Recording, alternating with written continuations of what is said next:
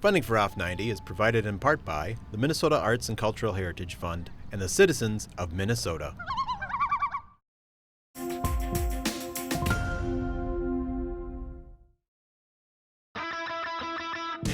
Cruising your way next, Off 90. A pro wrestler from Albert Lea.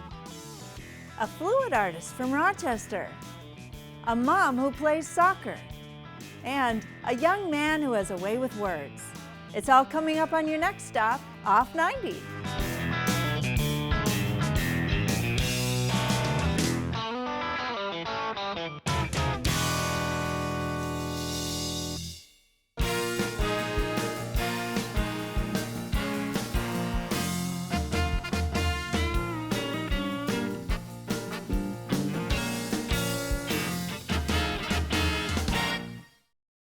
Hi, I'm Barbara Keith.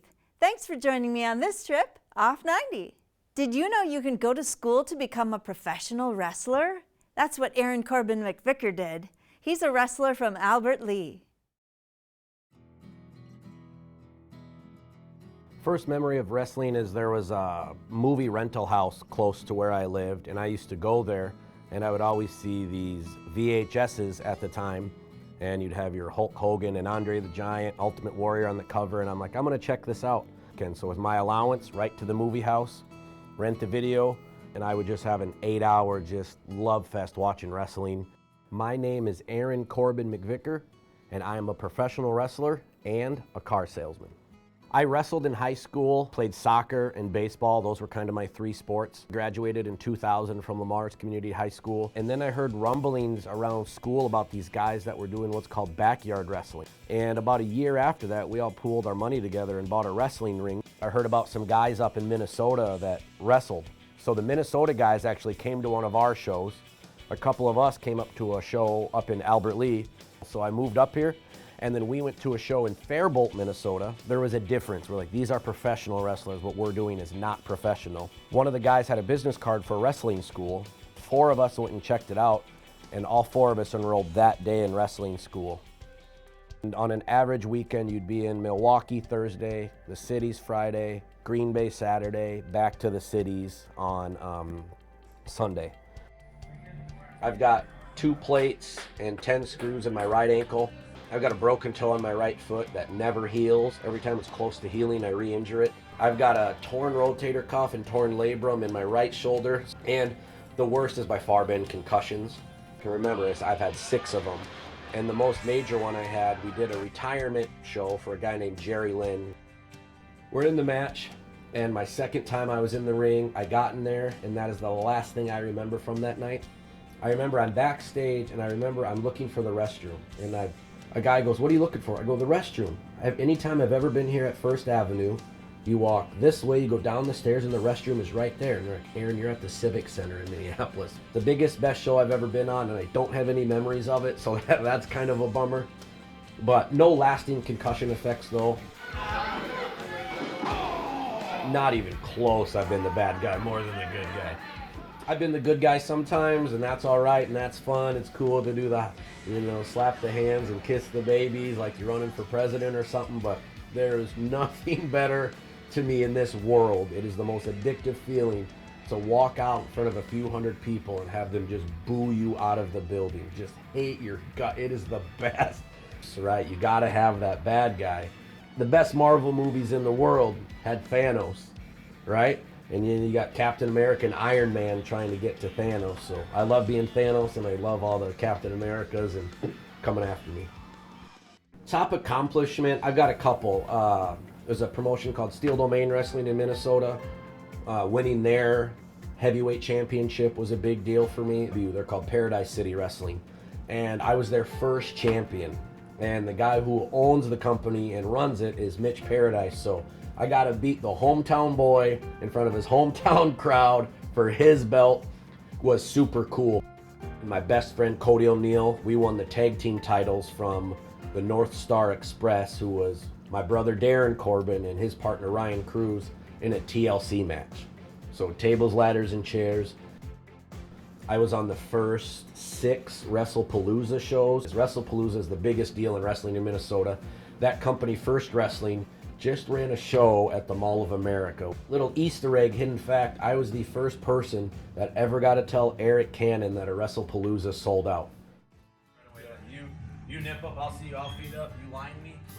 I had always known I'd be involved in other aspects of wrestling. I've always had a very creative mind for wrestling. I've helped plenty of promoters book and promote their shows and put their shows together in a way that I think crowds would really react to it. And then an opportunity came up at it's called the 1029 Bar in Northeast Minneapolis. I run shows there once a year, and they've gradually grown the shows over the years. We've done a great job.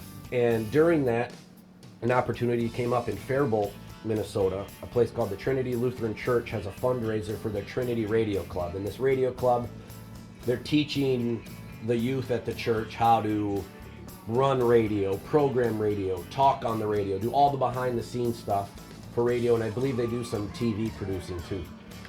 And they're like, we want to raise money for this in a wrestling show. And a wrestling show in a church can be tough because there is a line, you're in a church and there's a line you have to be very careful of. I'm like, I think I can pull this off. So I've run that for, I think we're on our 5th or 6th one now. Grown the crowds every year. Every year we've made the radio club more money. My wife, my friends, my kids love coming to the shows, so it hasn't always been the smoothest. I haven't always been the best at the mix between family life, work life, and wrestling. So being able to mesh those three that's probably been my biggest accomplishment so far, is meshing those three together into all three being pretty successful at. But wrestling has really taught me to you take the best parts of yourself and accentuate them, and the stuff you're not so good at, you put over here and you kind of downplay those as much as humanly possible. So when I'm being a bad guy, I just take the absolute worst parts of myself and turn them up to 10. And I just amp them up. And if you think every day of your life you're out there, you're having a bad day, imagine being able to turn that up on the weekends.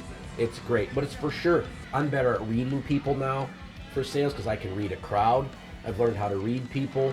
You know, you learn when to take that step back.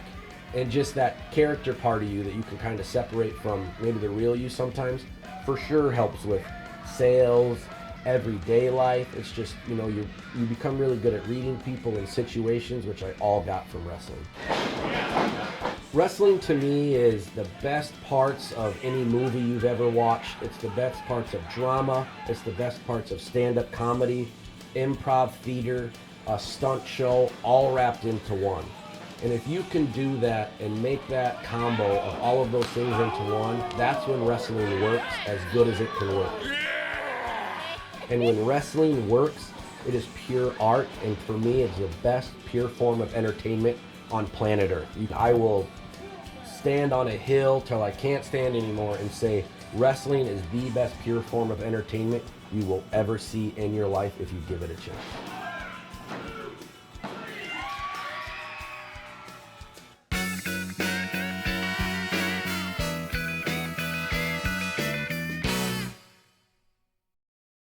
Kay Fox is a fluid artist who uses a variety of tools to move paint on the canvas.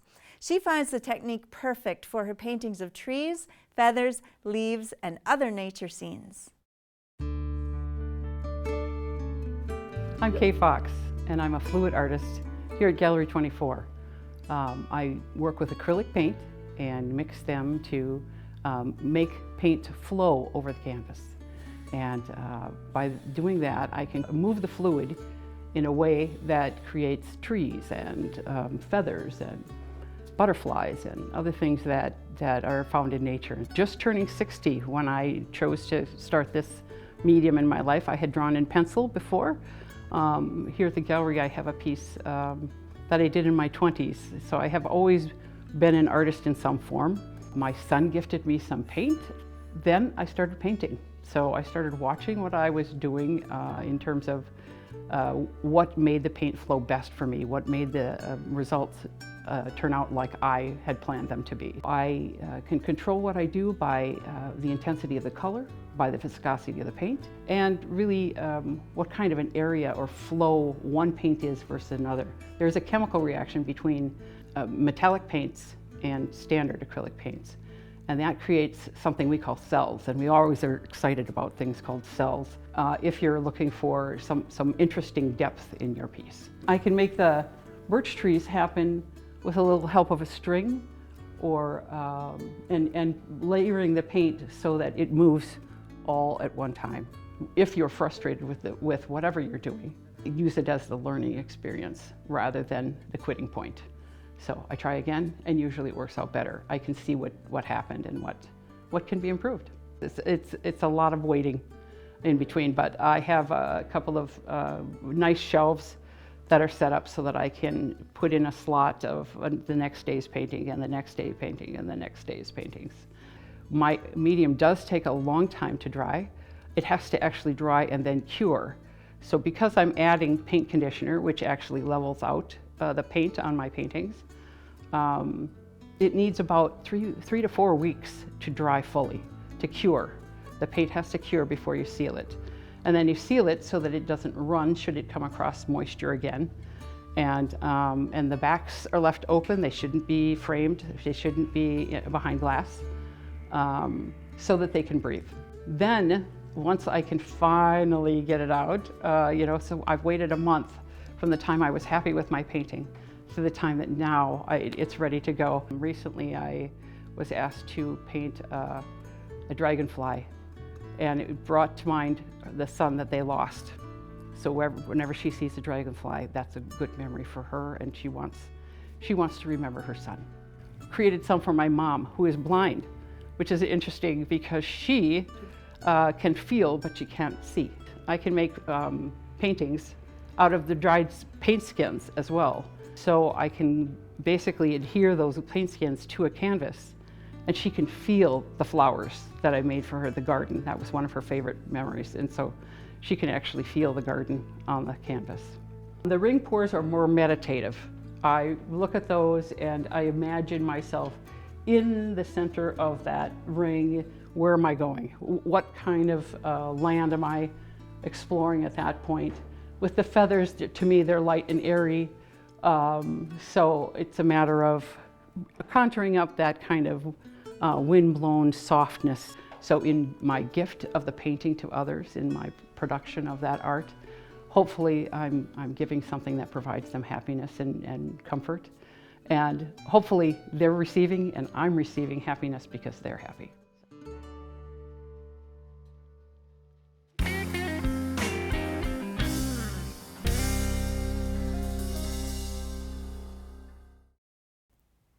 Shelby Packard of Rochester is not a soccer mom in the traditional sense. Instead, she's a mom who plays soccer. Her love of the sport continues even as she raises children.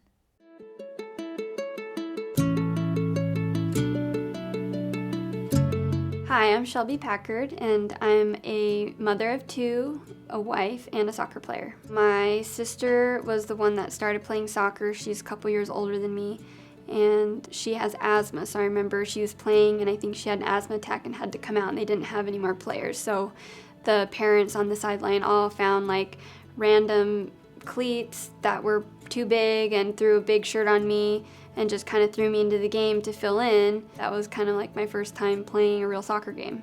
It seemed more challenging to me than other sports because it required feet-eye coordination as opposed to hand-eye coordination. Your feet to be able to do dribbling and shooting and all of these things with your feet, it seems like kind of unnatural, but I liked the challenge of it. I think I've always enjoyed the team effort and just I don't love running, but I love running after something or chasing something. The creativity aspect of soccer, I got to the point where I'd practiced enough where it was just subconscious. I would do things and it was like I didn't even choose to do it. It's like my body automatically did it. I was always kind of a more docile kid, so the physical aggression part of the game was always a weak point for me. I was just nice. My dad would always hope that I'd get hit early in the game because I'd get angry, and when I got angry is when I played my best, is because that's what brought out like the aggression in me. I played 4 years varsity soccer, and then I went to USF and did 3 years there on campus. I did play like one season of intramural, but it just wasn't good soccer, so it's not fun if it's not good soccer to me. I moved to Utah and I tried finding a women's league, but it was like mom's learning how to play soccer, and so I just kind of like gave up looking for soccer. Then I got married, got pregnant with my first daughter, and then we ended up moving to Tennessee. While I was in Knoxville, I was getting back into soccer, and I was looking at, you know, what is that next level that I can get to. I knew about the WPSL, but right before we moved there was a local team, and then they disbanded before I moved there, and so I was bummed about that, so that was not an option. So then when we found out we would be going to Minnesota, one of the first things I did was look up if they had a WPSL team, and once I found out there was, I got excited, and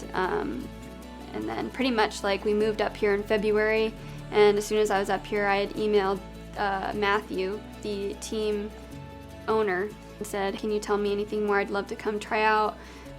And they weren't hosting tryouts because of COVID, but then he told me there'd be a reserve team, and so that's where I ended up for that summer, was the reserve team.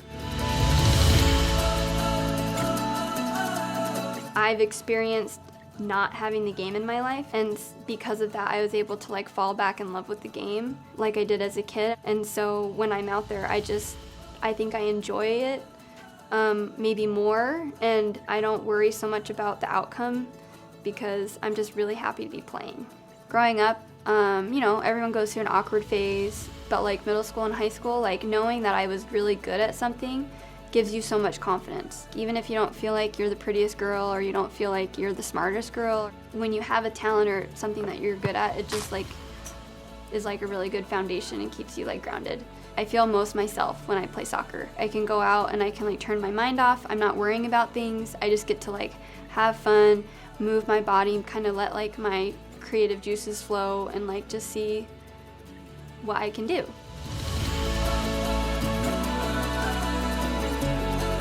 Being a mother shouldn't stop you from doing the things that you love, and you don't have to lose yourself when you have kids.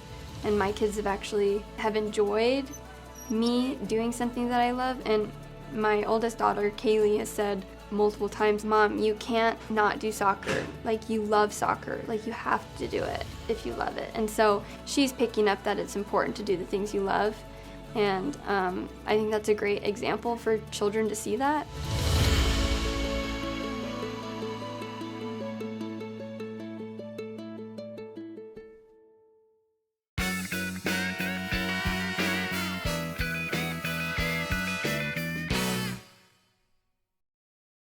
If you love words, you might be spellbound by our next subject as we meet a spelling bee champion from Rochester. Your word is science. Science. Bobby's favorite branch of science is chemistry. Science. Science. S-C-I-E-N-C-E. Science. That's correct. I always really loved reading, so there was that seed there from the start, but then I watched this one documentary. It was called Spelling the Dream. Ready, set, spell! Choucroute. O-U-T-E. Choucroute. Correct. Cadorze. Correct. Ambuscade. Correct. Ampong. Correct. Ah, dang it. And that really got me like excited about it and wanting to learn more about it. And I was thinking like I could do this. This could be something that I could get more into and be good at.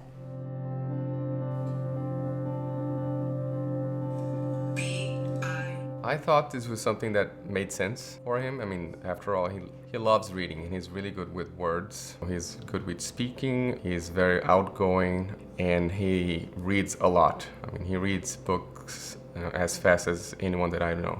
He can read a 300-page book in 2 days.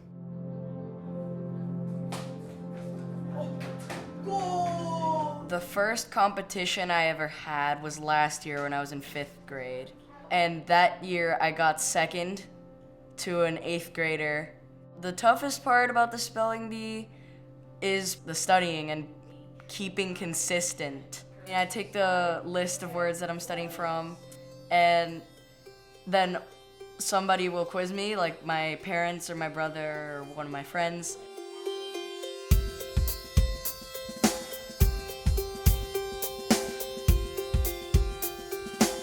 The way we prepare and help him is by quizzing him on the word list, primarily.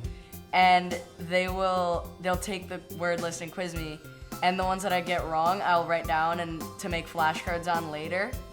And then once I've gone through the whole word list eventually, then I'll start just practicing the flashcards. There's no schedule, so we don't sit down with him and say, hey, where are your words? Let's go do this. He was completely driven by himself. I mean, there was no driving from the parents. We just followed, literally. You know, he would come to us and say, Dad, can you help me with the word list? And then, you know, I'll go, you know, sit down with him and quiz him.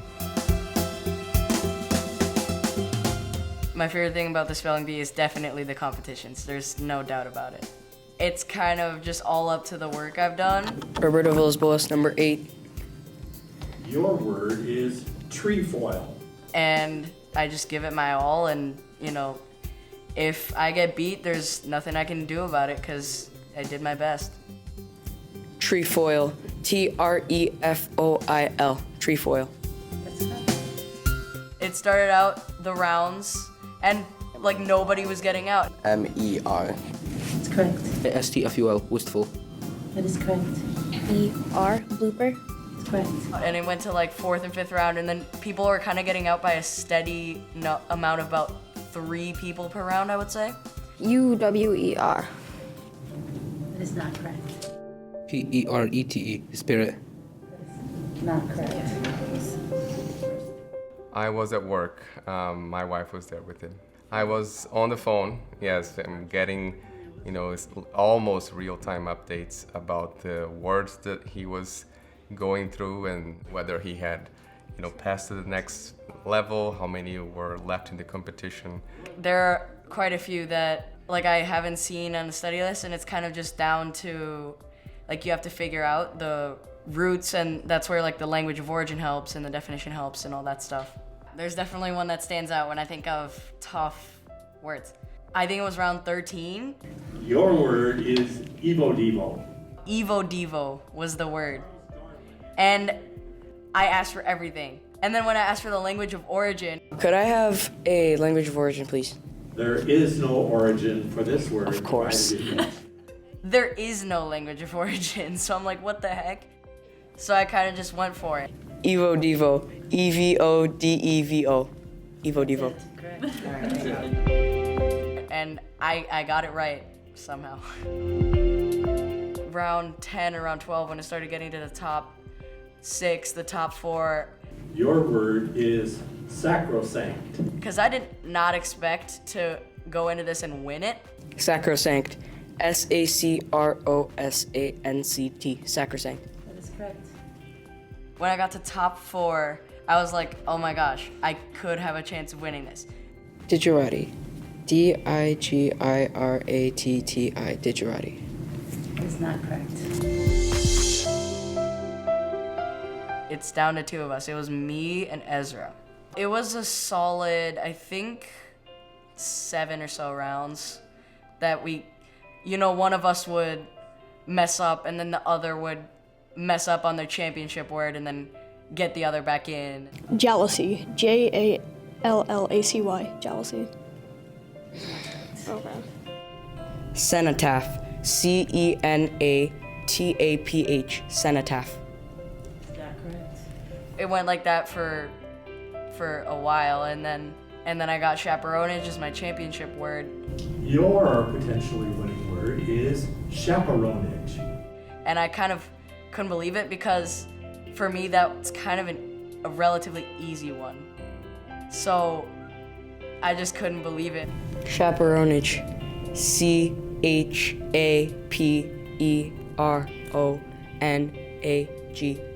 chaperonage. Congratulations. Oh my God.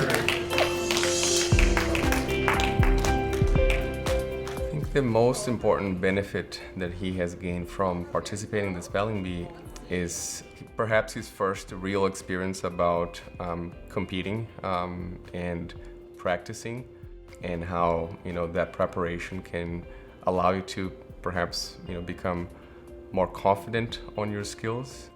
I learned that you have to have a lot of determination and you have to practice a lot to get as far as you want to be. I think it's a great example for his siblings about the power of putting the effort, and how that pays off towards a goal. So I think it's a great example for his siblings and most importantly for himself.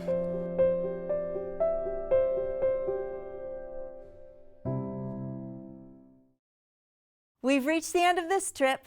Thanks for riding along. See you next time, off 90.